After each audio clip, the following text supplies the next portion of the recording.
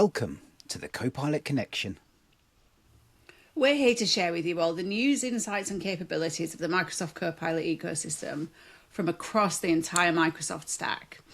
I'm Zoe Wilson, and I'm the Global Digital Workplace Services Consult Leader at Kyndryl. I'm a Regional Director and an MVP for Copilot. And I'm Kevin McDonald, MVP for Copilot and Copilot Extensibility. And I lead Copilot and Agents at Avanade here in the UK. We'll be releasing episodes as podcasts and on YouTube with insights from experts from the community and Microsoft on what the different areas of Copilot are, the impact they can make to you and your organisation, what you need to do to prepare for them or start implementing them now, and even how you can extend them. Now, the observant among you may have noticed that we've actually got a guest today. So just before I ask her to introduce her, the really observant may notice that we're being slightly like, ugh.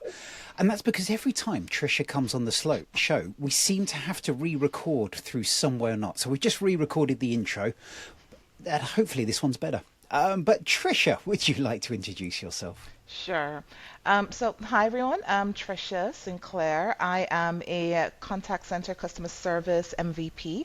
I'm also the global contact center and customer service lead at Avanade, and I pretty much love everything to do with service, copilots, and how they relate to customer service. And I'm super excited to be here again. You Yeah, really do. I love the fact that we've had you on the show before, Tricia. And although I think we've only broadcast one show with you, this is actually the third time we've recorded, isn't it? Yeah, it's true. You gotta love. We're getting better at this, I'm sure, Zoe. Actually, just very quickly, for those watching on video, if you see me kind of moving to centre and suddenly jumping to one side, it is entirely Tom Arbuthnot's fault, who thinks that my lampshade looks like a hat on there. So I'm trying to stand just off that on there. So if you see me jumping around, that's me noticing that I've wiggled back to the centre again on that. Just So, embrace the hat, important Kevin. things. Embrace the hat. It's Yeah. okay. Yeah. I'm I actually mean, I thinking think you can get a I'd 3D be printed playing. Lego one that looks like a Lego man coming out the ceiling. So that's my next plan. Yeah, I'd be leaning into it. I'd be getting like accessories for the lampshade and seeing how you can fit them into different themes. Exactly. That's what I would Do do. like that. Like a crown. Oh my God. Imagine a crown-based lamp. Amazing. Copilot King. Sorry. Okay, so let's try and bring this on focus. We're going to try and keep this to a relatively short by our standard show today.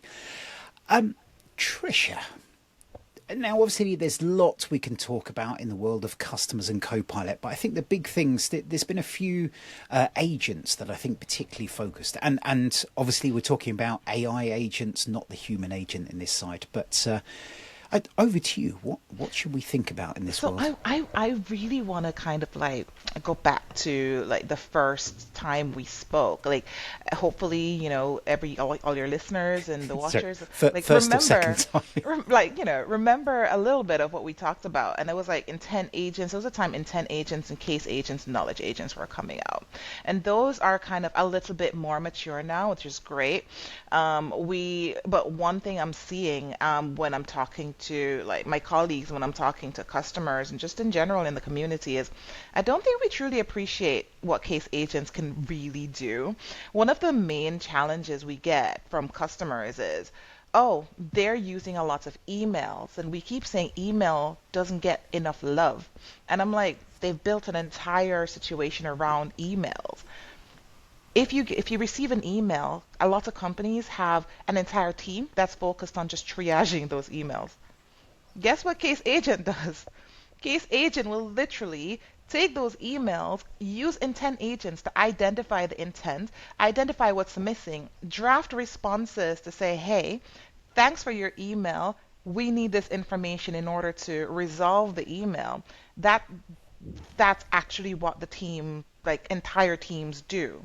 Not to say it will send the email, because of course, human in the loop, you want to double check it before it goes out.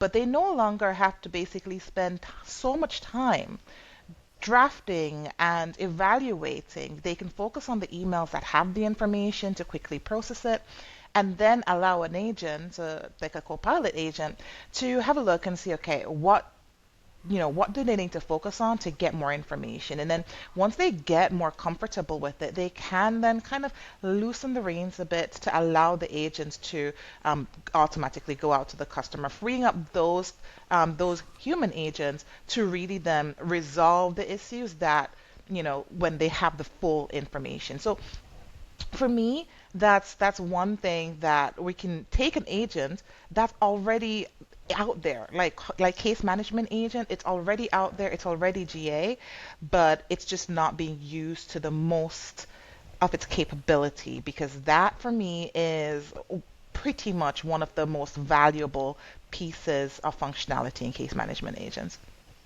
And Tricia, why do you think people are not using it? Is it just because they're not aware that it exists, or they don't understand the functionality? To be honest, um, it's a bit off that when we see case management agents, how it's demonstrated is typically with, oh, a chat's coming in, I can automatically create a case, or a conversation's coming in, I can automatically create a case. And to be honest, when we look at our competitors like Genesis and NICE, that's actually what they're doing as well. So it's easier for people to kind of adopt because they're seeing our competitors do it and they're saying, okay, that's what it does. But I'm like, well, no, ours, like case management agent, does a little bit more. It does also look at the email channel as well. And when we actually look at the MS Learn, which is one of my current bugbears, it's it might not read in the best way, so it's really tricky to set up. But once you have set it up, it's great. One of the reasons why it might not work, which is not documented, is the reliance on intent agents. And if you don't have intent agents, then yeah, the email won't work for you. And that might also be another challenge that customers have, because intent agents is not being another agent that you need to pay for, is not cheap on a consumption side of things, And sorry, but so Tricia, can you valuable. remind me what is an intent agent? So you've got that case agent that does that triage and manages cases. What's the intent? Is that part of that? So the intent agent isn't a part of case agent. Intent agents is a separate agent that takes the conversation or takes the email and uses historical data, like historical cases and historical conversations, identifies the reasons that people are calling. So these are the main intents.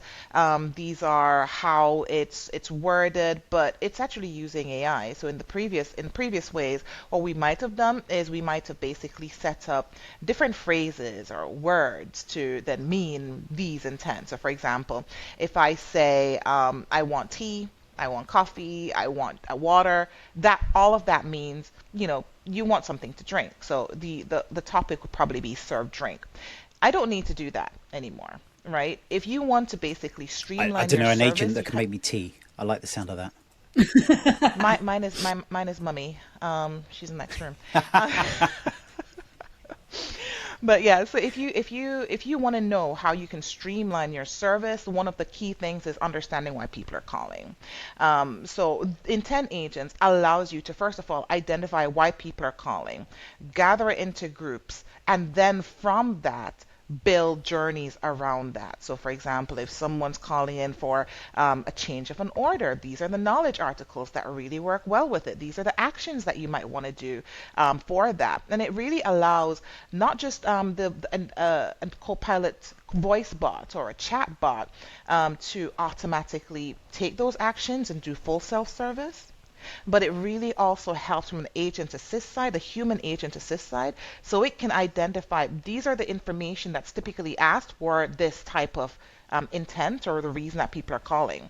It triages the conversation and so as the agent, the human agent is being prompted to ask for information, the information can be identified in the conversation in real time. It really helps on both sides. So, I mean, the way you're saying it, it sounds fantastic. Are you? Do you see people using this internally as well, or is this very much a kind of customer focused usage? At the moment, it's mainly being used internally. And the reason it's being used internally is, of course, like we have to recognize that we're still in the I wouldn't say like initial stages of AI, but it So, does sorry, feel like it's the I initial think stages of AI. I've missed that. Do you find that people are only using it to deal with customers? What about kind of internal, where people are calling a service desk Oh, to resolve yeah, internal issues and it's being things? it's being used for both. So what we have Okay, is we actually have a customer, and they're using it for an internal service desk at the moment. But we also have a customer interesting. that's using it for external. The trick though is we find those that are using it more for external customers, they are not necessarily using it for full self-service from an IVR or voice agent or a chat agent simply because they Right. want to be comfortable with it themselves, which means it's more on the exposure to the customer service agent assist. Think about next best action. So that's really how it's being used mostly right now.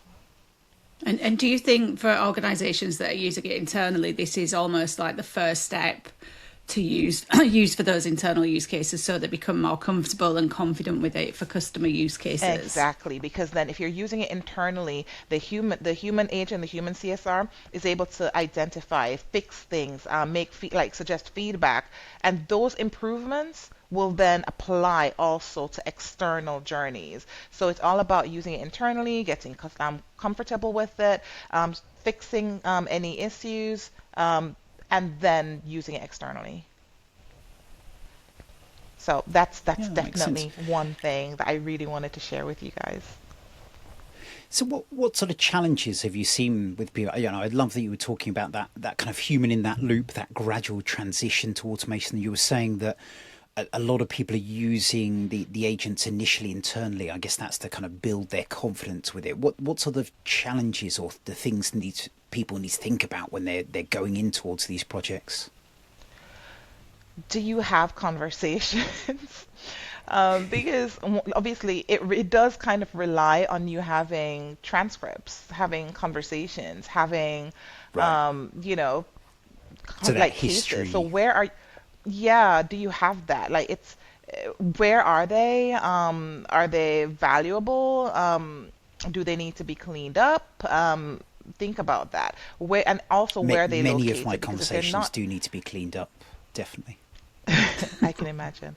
Um, but yeah, like if they're not hosted in Dataverse, obviously, how are you going to get them into Dataverse? Now, the Fast Track team have created a tool that really helps to import conversations into Dataverse, so it doesn't really matter where they are. If you basically transform the conversations into a particular format, it can then be converted and imported, and that really does help it. It also works for cases as well, and it does in the right format for contact center that agents can then apply or go on top of. For those interested, I've actually made a blog about it. It's the last blog on my blog, so definitely check it out.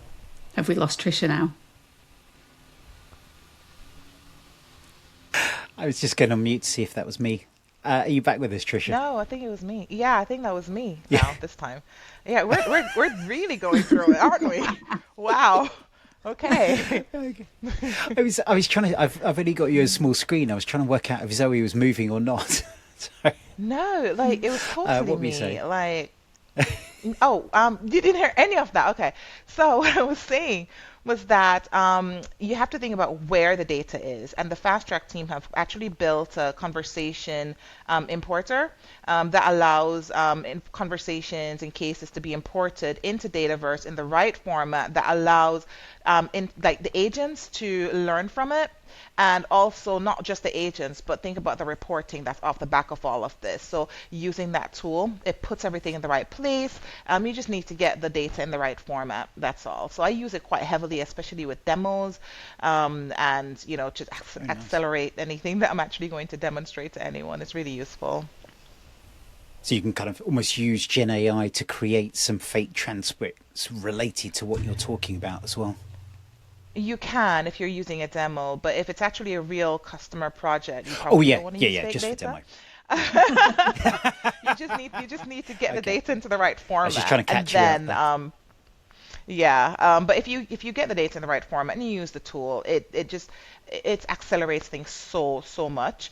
The other thing to really consider is the cost, because You can manually create. So if you already have the intents, if you already have the groups and everything, you can manually create it and it will still work. But if you don't, you can also get the system to do that harvesting and that knowledge for you. So it's really flexible like that. Evaluate where you are. Evaluate, do you already have this information? Do you just want to manually create it, or do you want the system to do it for you? You also then want to look at how many conversations are you having on average. What's the average handling time of these conversations? How many turns? Because all of this will impact the cost of it and how you're going to use it.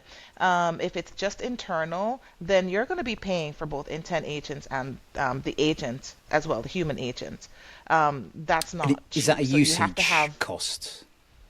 it's a consumption-based cost, yes, and it's per term as well. And remember, intent agents can trigger agent flows, it can trigger tools, it can trigger connectors. So these also will add up into the cost. So think about your design, think about how it's going to be engaged, think about which division is going to be using it because you can have line of business divisions as well.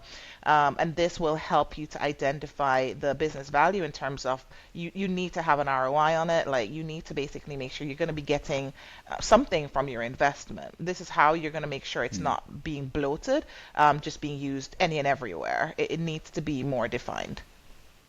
And Are there any mechanisms or controls to help manage the FinOps aspect of it? Because I think with a lot of these new technologies that are consumption based, one of the reasons people can be a little bit wary to start adopting is because it's difficult to actually predict what that future cost looks like. Yeah, so we have something called the Agent Hub, and I know like we had a user group session yesterday, so if you haven't seen it, please check it out. You know, you guys were on it. Thank you so much, and Narayan as well. One of the things that was mentioned was Agent Hub.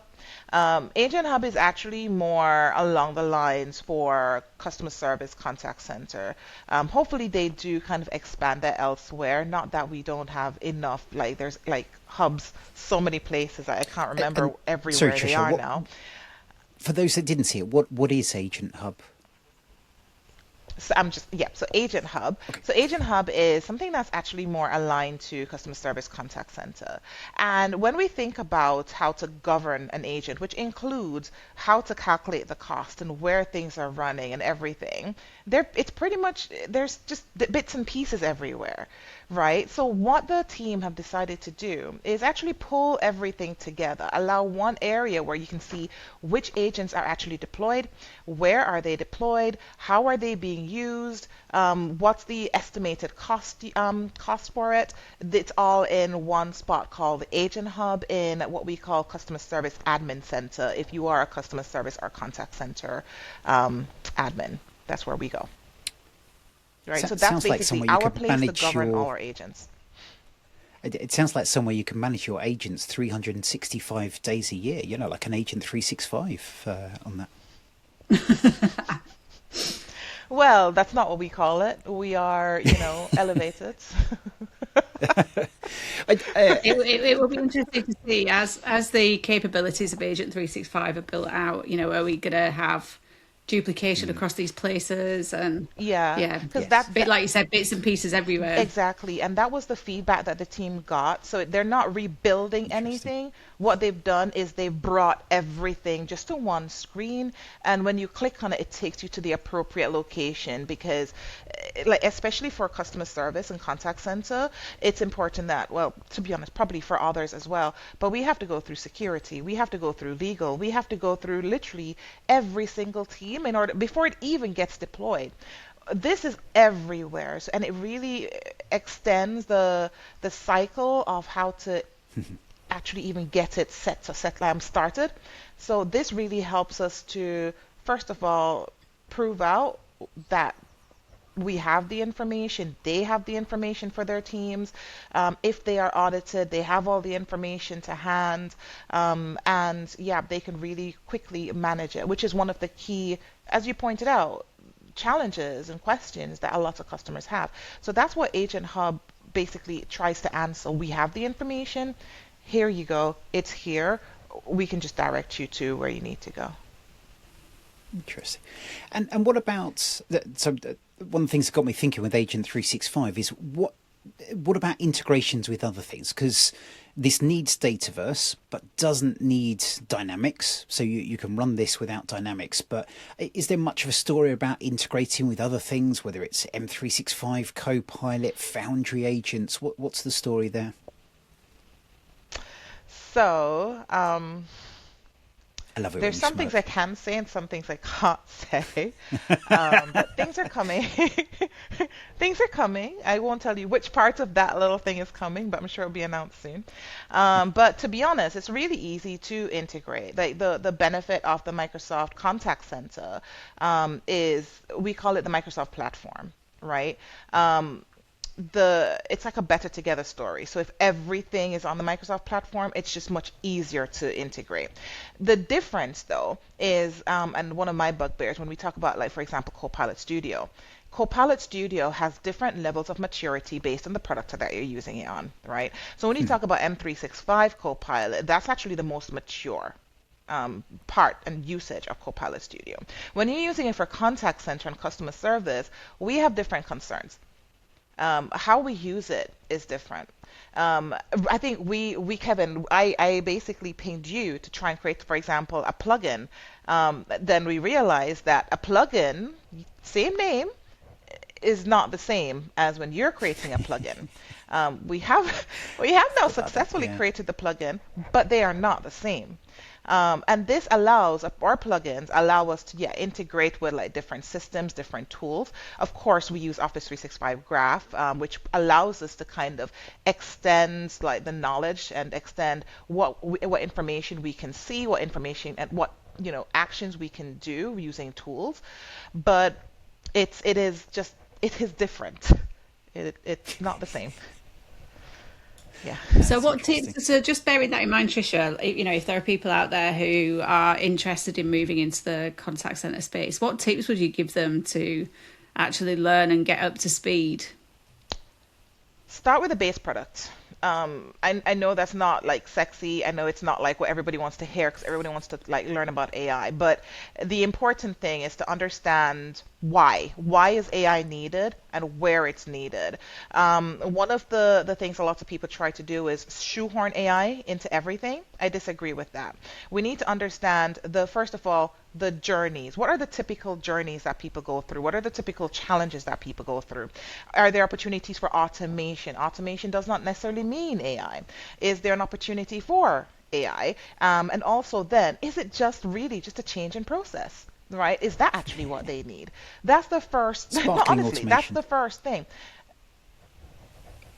It's the first thing, right? So understand, first of all, just understand service. The second thing, understand the base product. What can you actually squeeze out of the base product? And then start looking at the first party AI agents that are out there. Look at intent agents. Now that you understand the core and what you have, you will now understand why intent agents is such a game changer. Case management agents, you'll be able to look into that. I would probably start there. I think that that's probably one of the easiest agents to set up. Knowledge agents being the second, intent agents being the third, and then, of course, quality evaluation agents, which we haven't spoken about, but is also hugely important, massive game changer. I really love that agent. And when we're actually looking into IVR or voice agents, we now have the real time voice agents, which again is revolutionizing the way that we build voice agents and IVR in Copilot Studio. So that's basically the list and how I would approach it. And Core? you mentioned the quality agent. What is that? I mean, I'm guessing it's an agent that Oh, helps you with quality, but yes, it is actually. And thank you for asking. So, quality evaluation agent basically will listen to your conversation, or actually not listen. So we have it's more historical. It might change in the future to be more real time, but that will come. But historically, you have the conversations, you have the cases, and we have teams of people that basically will listen to these conversations to score the agents or to just make sure that they're compliant. So it's not necessarily that I'm scoring you, it's more, are you compliant with the laws and regulations to which I have to adhere to, because you can be fined, especially in different industries. So with quality evaluation agents, you're able to specify what that should look like. What should a high quality call look like? What are we looking for? And the agent will evaluate each conversation or each case as it comes in and specify what's compliant, what's not compliant, and how could the agent actually improve, what should they have done. It sends it to an evaluator who can then evaluate what the case quality evaluation agent thinks, and then gives actual feedback to the agent as to how could they improve, or perhaps it might be a training issue. Where is the team struggling? What do we need to train on, etc. So typically, and the value here is, think about you as a team. How many conversations can you realistically evaluate? Perhaps like 2 to 3%. Quality evaluation agent is able to evaluate up to 100% of your conversations, which means that you will be even more compliant and you will have a better, run team in terms of how they're engaging. Did Kevin run away? Yeah, and is there? I think he's just Okay. changing his mic or cameras or internet or something like that. Trying to work out what the hell's going on with my internet. It's all right, Kevin. We're styling through. So with that quality evaluation agent, Tricia, how does the pricing look for that? Is this something that people can use if they've got service, or is there additional consumption-based So pricing? quality evaluation agent is all consumption based. So all the first party agents, they're all consumption based. You can get message packs. A message pack, I think, comes at 25,000 per message pack. So as again, you need to understand how many conversations, how many cases are you going to be evaluating, and then from that there is a fixed number of credits that it takes out of those message packs. However, it also goes on, you can also choose a pay-as-you-go model because it is standard Copilot Studio credits, right? What was the next question? Just how the pricing works. Oh, yeah. So consumption based. Yeah. With the amount of actual credits, I can't tell you because for some reason I can't get that into my head. But it is something that I actually do want to blog about and put out there, because to be honest, depending on how you're using it, the credits are so different. So I Yeah, want to put something and down so out there.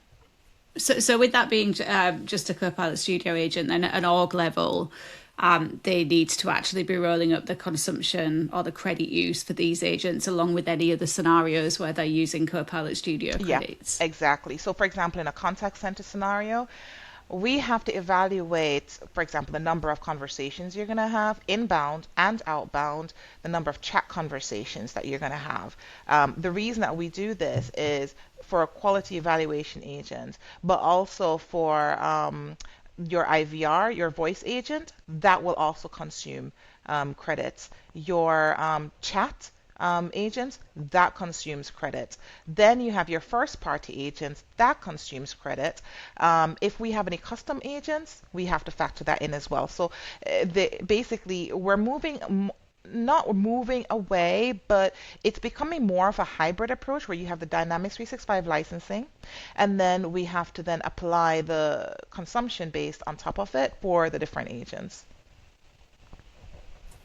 Okay, so I know last time we had a really good chat about sort of sustainability and the impact AI was having on that. But I rather than go down that route, I want to kind of talk about, when it comes to contact center, what's the impact to jobs? Because I'm sure many people are listening and thinking, yeah, you're replacing these human agents with the AI agents on there. This doesn't sound fantastic on there. So any thoughts on that at all?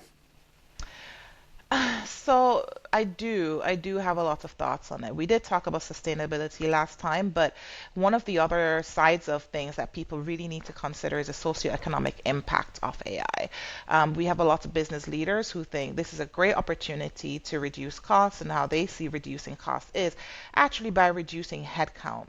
But when we think about reducing headcount, we need to kind of remember, perhaps other customers or other businesses that thought this would be such a great idea, only to learn that this is not the direction that actual people want businesses to go in, because there is nothing that's going to take away from human emotions, right? There was a business, I think they were in India, and when agents came out, they were like, okay, great, we're going to fully automate everything. They actually got rid of all their staff. They got rid of all their contact center, only to have to rehire in 3 months. Why? Because they were losing money, they were losing business because one, agents aren't there yet. Like, it cannot really be empathetic. It can't make human level decisions, right? It can make, machine level decisions. But again, we're trying to build a business where we're building loyalty, we're building, that relationship between and you're not going to do that through AI. It's helping you to automate a lot of processes to help like actual human agents do, more effective things and really tie into the conversation and work on the relationship side. Because at the moment, sometimes a lot of human agents, they're spending their time trying to fanny about or, play about with like multiple different systems. Right? This basically removes that. So I can focus more on you as a customer as opposed to looking everywhere. That's the focus that we need to look at, not necessarily, oh, we can fully now get rid of entire teams. That's not the focus. Mm. The other thing as well is if we do go more and more into the AI sphere of it, we kind of have a responsibility to still look at the quality of the data. And I don't know if I mentioned this last time, but think about how the data is trained. Think about what's in that data. Microaggressions, micro like incorrections aren't just going to disappear. So is your data being trained on data that, to be honest, you wouldn't agree with? And I'm saying this more from human-based decisions. Think about claims management, think about loan decisions, think about HR level decisions, right? If you have any hints of biases in your existing data, that's just going to accelerate it. You need someone there to kind of evaluate and ensure that actually you are being fair to everyone across the board, because it is going to impact one or two or some areas of people. And I really hope it's not you. Yeah, I think that makes a lot of sense. And I was just trying to look in the background. I think it was Dell or a company like that where they basically got rid of all of their human customer service agents, and then they've Was it recently started a Duolingo? campaign where they say, "Pardon, Duolingo, Kevin." didn't they do that? Oh, Duolingo, no, Duolingo decided, oh, we're gonna not do human-based training anymore. So all the training on Duolingo for a time was written by AI. That did not go down well either. Mm. Yeah. But I think I don't know if it is Dell. I need to find out who it is. But one of these big hardware companies have basically come out in the last few weeks and said that all of their customer service will now be provided by humans, because people were talking to their AI agents saying like, I need to talk to a human, and they had loyal companies saying to them, we're just going to stop buying your kit if you don't actually give us a human that we can talk to. Yeah. Yeah, I mean, there's nothing worse than basically being frustrated by like a machine wanting to speak to somebody else because they will actually understand, and they'll understand the nuances, and they'll understand the fairness of it all, because that's something. Fairness. Does a machine understand fairness? Does AI understand what's fair? You can't negotiate or make a machine understand fair. It's a boolean. It's yes or no. And service needs people who understand what it is to be fair. So, yeah, don't get rid of your people. Just accelerate what they can do. Yeah, I mean, I think it's been quite a common topic on this podcast where one of the things that really upsets me is when we see companies just rushing to get rid of people rather than focusing on how we augment the human, because in the short term it might have a positive impact on their bottom line and shareholder value. Ultimately, it is going to cause huge problems for society as a whole, and we have to find a way to actually keep humans relevant and centered and augment what they can do. Absolutely. I fully agree with that. Yeah. There's one other thing I wanted to basically mention. Real-time voice agents is coming. You should definitely check it out, and it's so cool. Right now, when you actually have like IVR in different languages, it's been a bit, okay, I admit, it's been a bit laggy, okay, because you have to basically convert from speech to text, and then from text, do your actions and then transfer it, like convert it back. We don't have to do that anymore. It's literally just speech to speech. It's really a game changer, and the way that it interacts is just so much more natural and fluid. I love it. You can totally tell that's like my new favorite thing. And is there anything else, Tricia? I know obviously you can't share anything with our audience that's under NDA, but Yeah. just when you look at the industry as a whole and the trends and the direction of travel for the technology, what are you most excited to see, or where do you hope this goes in the next year or two? So I do see more of an adoption for customers. So before it was like the businesses were pushing, um, you know, agents on us like, in terms of, oh yeah, no, we've got an IVR, like use our IVR, and everybody's pressing hash hash hash hash hash hash hash, just trying to get away from it. I actually do see more of an acceptance now towards it. The challenge that I'm seeing though is that the design is still not really where we'd want it to be, which means that although on one side humans, customers are more willing to engage, the design means that maybe they're not able to go as far as they want to. I'm also seeing more of a trend of, well, to be honest, it kind of ties back into that, but technically, I'm seeing more of a trend of let's actually allow things to be fully self-service. So this ties right back into what we were talking about earlier in terms of getting rid of all your staff. This technology is allowing it, because I think business to business, that's kind of like what pulls them. They do see we can do this, but not because you can means you should. It's our responsibility as, architects, designers, builders to really ask the questions. So what's going to happen if and when and in the future? We need to basically remind people that this, although it is a business, who's going to buy the product if no one's in work? I mean, it's a very valid question. So we're pushing more and more towards fully autonomous customer service and contact center solutions, but we need to basically identify what and where humans will be in that fully autonomous area, because it's less and less that it needs.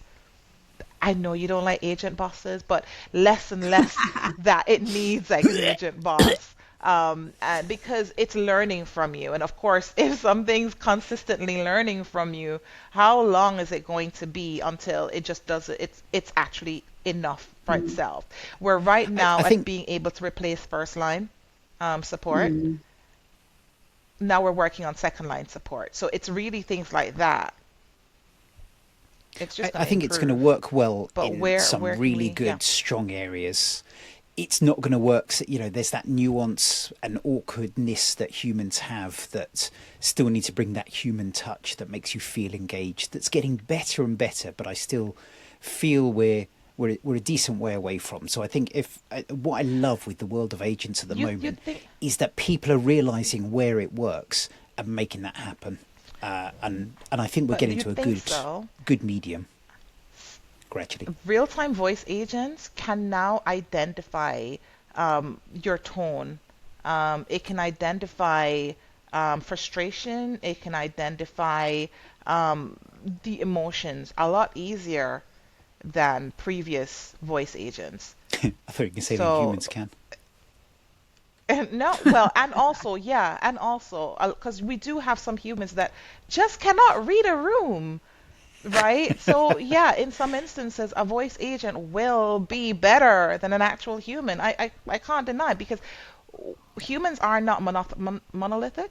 They're not just everyone doing one thing. You do have some Yeah. that are excellent customer service advisors. They go above and beyond.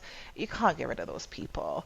Then you And have some those who are just that, assholes. honestly, when I was an agent, yeah, when I was an agent, I kept being asked, "Are you a robot?" Because yeah, I probably wasn't a great agent, because like they would be crying, and I had this one person who bought a one-way ticket to Thailand and didn't have enough money to come home.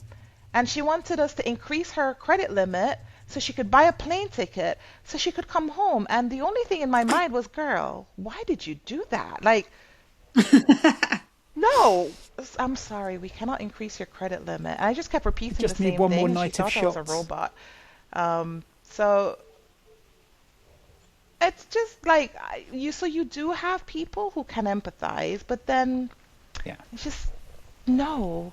So Yeah. you have voice agents that are totally they are making it more and more evolved. It's moving more towards that direction. I know, of course, like for example, the EU AI Act says we shouldn't actually have agents that are more like are human-like, but it doesn't stop businesses from creating agents that are as human-like as possible, Absolutely. whilst adding the tag at the start, this is an AI agent. Because guess what? Halfway during the conversation, you're actually going to forget that it's actually AI. Yeah, yeah. I mean, I know it's something that Chris Huntingford talks about a lot, where if you're making agents available to people, you need to really clearly label in a persistent way that you're not talking to a human. But it will be interesting to see how all of this unfolds. And Tricia, we will, of course, be delighted to have you back on in the coming months and years, because I think this is a really important space that's evolving. And we know that you're one of the leading experts in this space. Thank you so much. And thank you so much for having me, both of you. I really do appreciate it. Thank you for joining. I know Kevin would express the same if he wasn't just a big blur on my screen at the moment. Yeah, I mean, Gotta love Kevin, technology. maybe it's because of the crown thing. It just can't manage both of you. No, It's just too much, too much vibes. The vibes are too too strong. strong vibes, totally. Brilliant. Well, But thank you for joining, thank you. Tricia. Thank you for listening, everybody. Bye Thanks, bye. everyone.